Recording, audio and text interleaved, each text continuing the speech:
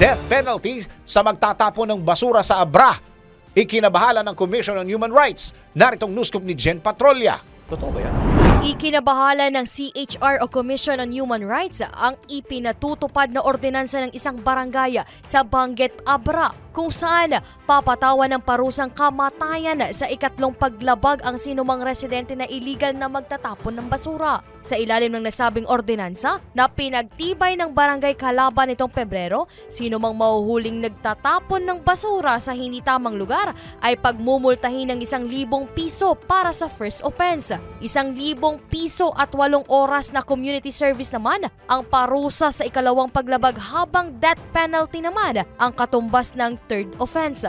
Binigyan diin ng CHR na bagaman kinikilala ng komisyon ang kahalagahan ng wastong pagtatapon ng basura, hindi nila solusyon ang naturang ordinansa, sa halip ay nagdudulot lamang ito ng kalituhan, pagkabahala at banta sa buhay ng mga residente. Samantala, nananatili pa ring suspindido ang mga opisyal ng nasabing barangay na lumikha ng kautusan. At yan ang aking news scoop. Ako si Jen Patrolya, nagbabalita ng tama, naglilingkod ng tama.